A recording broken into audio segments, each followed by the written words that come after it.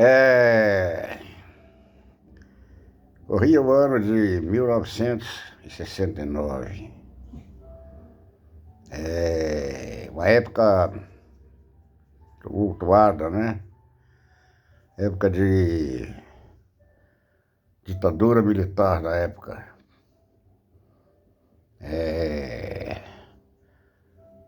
Podemos dizer que houve uma revolução, né? Revolução de 64, quando os militares tomaram o poder do presidente João Goulart. João Goulart era um cara de esquerda, não resta a menor dúvida. E na época o povo não era assim muito esclarecido, não, quando se tratava de assuntos políticos. A aproximação da China comunista, Jango tinha feito uma viagem à China. Jânio condecorou Che Guevara. Não foi em 69, não, acho que foi mesmo em...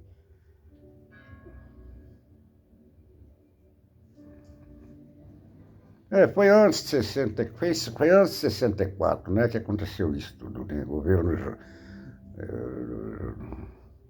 Governo Jânio Quadros. Jânio Quadros derrotou o Marechal Lott. Eu lembro como se fosse hoje. Jânio vinha com uma promessa de fazer uma varredura, né? Por isso ele carregava uma vassourinha, né? Como símbolo, né? Do partido, né? Ele era o denista ferrenho. Lott, PSD. Na época tinha dois partidos, era o UDN e o PSD. Partido Social Democrata, né? E a UDN. União Nacional.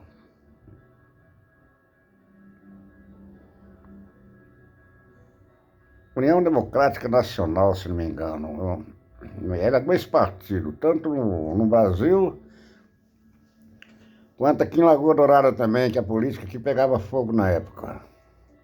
Era uma disputa ferrenha entre UDN e PSDB. Eu lembro aqui de figuras importantíssimas na história da política brasileira, aqui em Lagoa Dourada, né?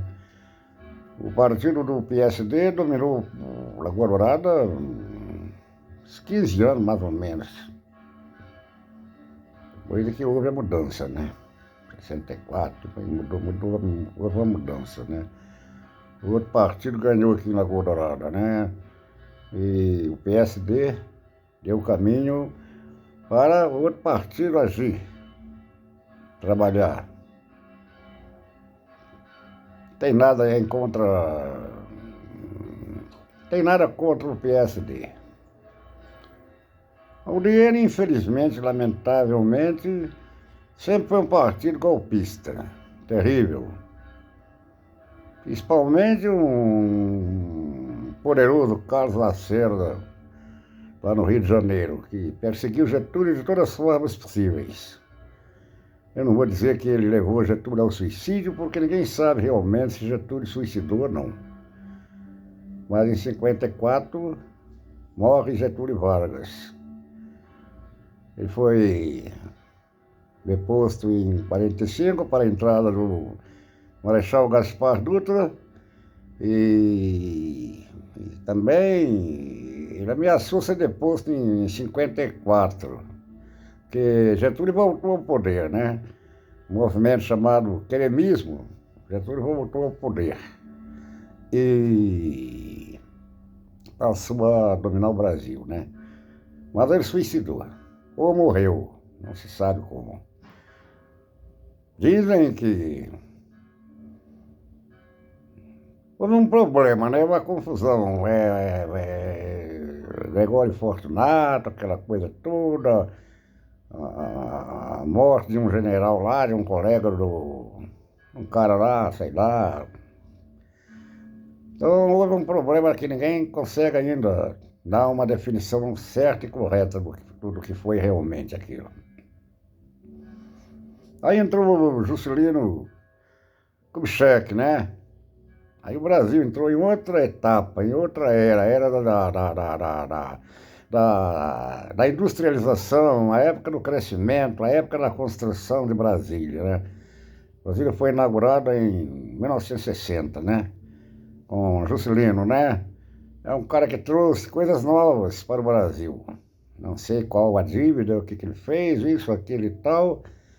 E ele era de esquerda, ele era PSD. PSD naquele tempo era de esquerda. E Juscelino foi um grande presidente, construiu estradas. Ele fez 5 anos, ele fez 50 anos em 5. Foi a promessa dele de campanha. E pois, o que acontece?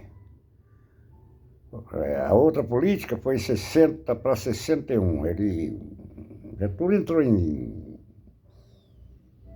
não sei se foi 55 ou 56. 56, porque aí, quando chegou 60, houve uma disputa política entre Jânio Quadros e o Marechal Lott. Jânio ganhou. Ganhou a política e se tornou presidente da República. Um presidente bizarro, bizarro mesmo. Ele era um cara que proibiu briga de galo, que proibiu o biquíni, que andava com o cabelo cheio de caspas. Gostava também de uma bebidinha, né? É lógico, o Jânio, um cara inteligentíssimo, não resta dúvida. Mas não deu muito certo, não. Ele conseguiu ficar 7 meses e renunciou.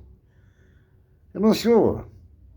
Mas nessa época já tinha convidado o Che Guevara, já tinha condecorado o Che Guevara, estava aquela aproximação demais com a China comunista, e aí começou a aparecer os movimentos.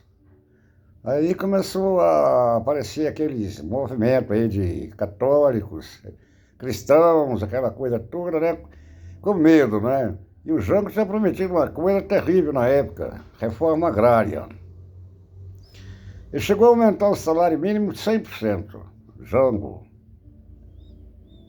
Que quando o Jânio renunciou, ele disse que foi forças ocultas que fizeram com que ele renunciasse. Entrou o Jango.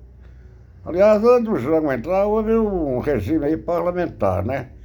O qual foi o primeiro-ministro, doutor Tancredo de Almeida Neves. Mas o Brasil caminhava para uma situação difícil, porque a pressão era grande, né? O comunismo não era aceito de maneira nenhuma, jamais, na época não foi aceito. Então houve o que eles chamam golpe, vamos dizer que sim. E depuseram Jango, e Jango fugiu lá para o Uruguai, não sei, Brizola, aquela turma toda de esquerda. E Miguel Arraes e Companhia Limitada, né? Aí o Brasil começou a turma não agradou muito de Jango, não. Então o que houve? Houve um movimento aí de revolta e de revolucionário que tiraram Jango do poder.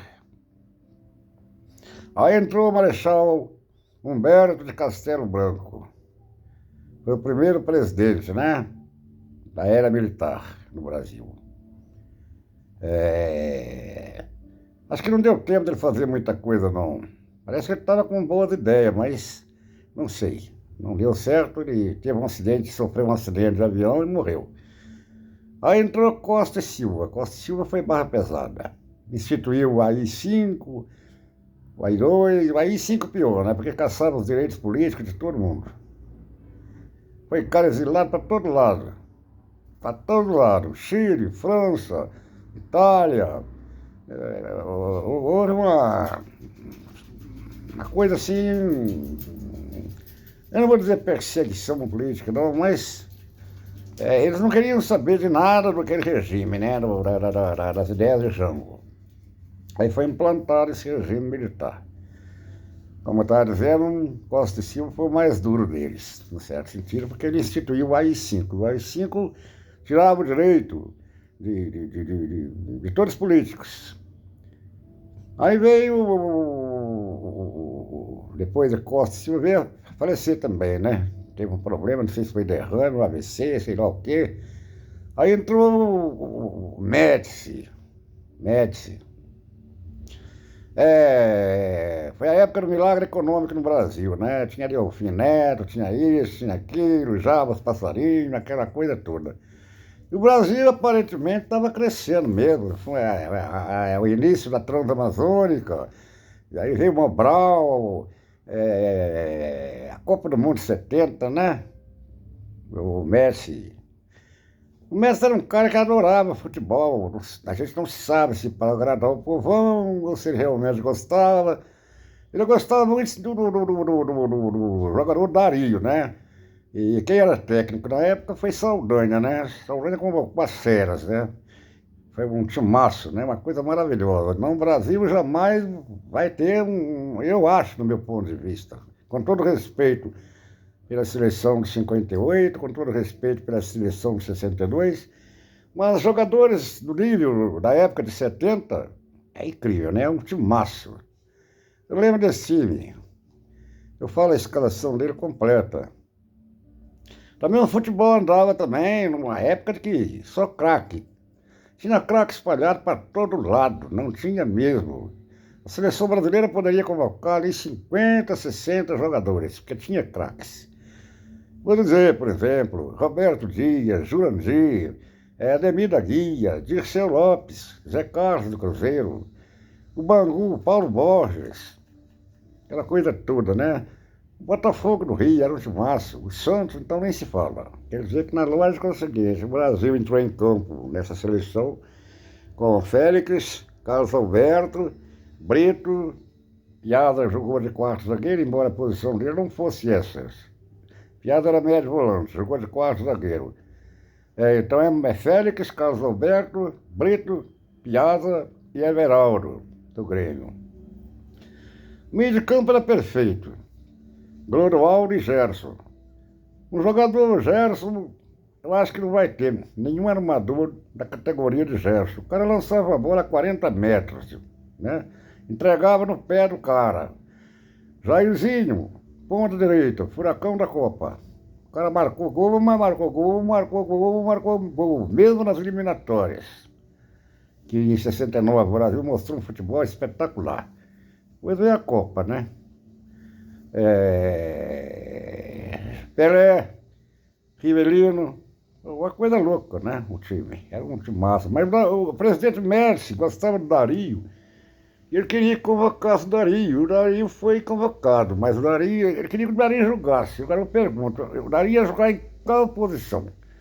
Lugar de Pelé, o Tostão, ou de Rivelino? Não tinha condições, embora Dario marcasse gol mesmo, artilheiro do Atlético Mineiro. Mas não tinha como ele jogar, então houve um desentendimento entre Saldanha e Médici. O presidente Médici era ditador na época, praticamente duro.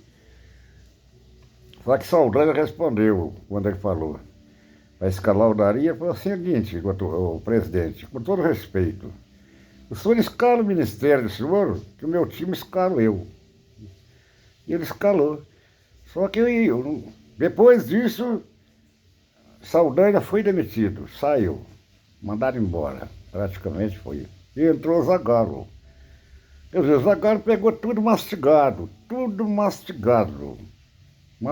mesmo.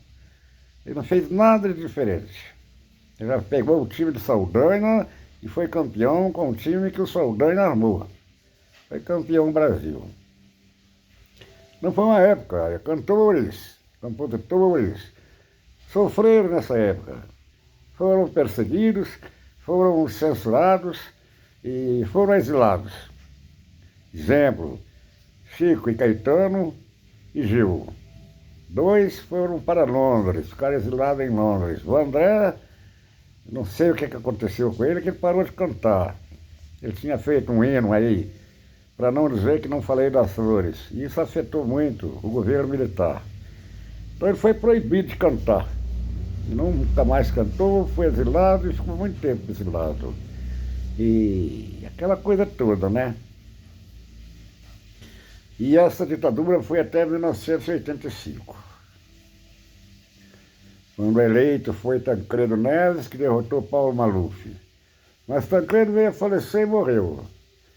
E daí para frente, eu peço a vocês que peguem aí algum livro da história do Brasil moderno e acompanhem para ver o resto da história.